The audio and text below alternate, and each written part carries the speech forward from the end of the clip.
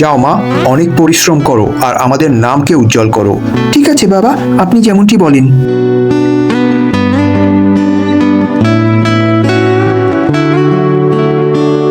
এই ইউনুস, এদিকে আসো, শুনে যাও।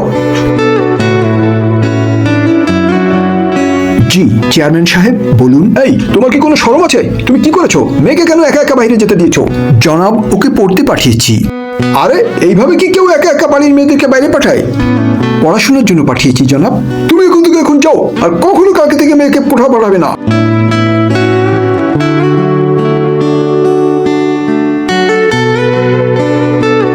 আসসালামু আলাইকুম চেয়ারম্যান সাহেব। ওয়ালাইকুম আসসালাম। কে তুমি বাবা? আমি একজন শিক্ষক এই এলাকার। আমরা সার্ভে করেছি। আরে রাখো তোমার সার্ভে, বসো এবং কি খাবে বলো। জনাব, আমরা একটি ফাউন্ডেশন থেকে সার্ভে করেছি এবং সে ব্যাপারে কথা বলবো। আরে কিসের ফাউন্ডেশন? তুমি কি খাবে সেটা বলো।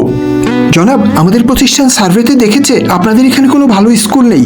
যদিও ছেলেরা কিছু অল্প স্বল্প বিদ্যা অর্জন করতে পারে, কিন্তু মেয়েরা শিক্ষা অর্জন থেকে অনেক পিছিয়ে আছে।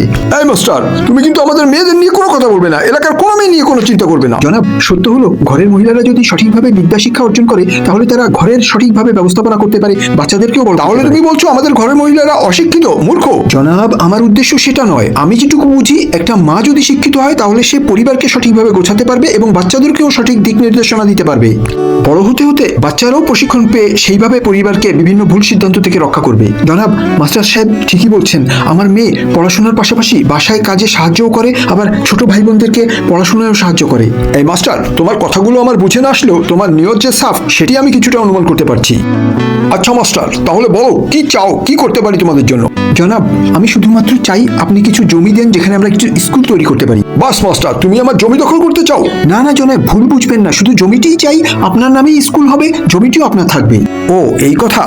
ও, এবার বুঝলাম। তাহলে ঠিক আছে, আমি এখন ওয়াদা করছি তোমাদের মেয়েদেরকে আর কখনো কোনো অন্য গ্রামে যেতে হবে না শিক্ষা অর্জন করতে। আমার যত জমি আছে এখান থেকে আমি পছন্দ করো একটি দিয়ে দিব এবং তোমরা এই স্কুল করবে এখন থেকে। যত শীঘ্র পারো স্কুলের কাজ শুরু করে দাও। আজ যদি আমরা পরিবারের মাদেরকে মেয়েদেরকে বিদ্যা শিক্ষা অর্জন করার সুযোগ দেই, তবে কাল তারা পরিবারকে সঠিকভাবে পথ দেখাতে পারবে। কারণ একজন শিক্ষিত মাই পারে একটি উন্নত জাতি উপহার দিতে।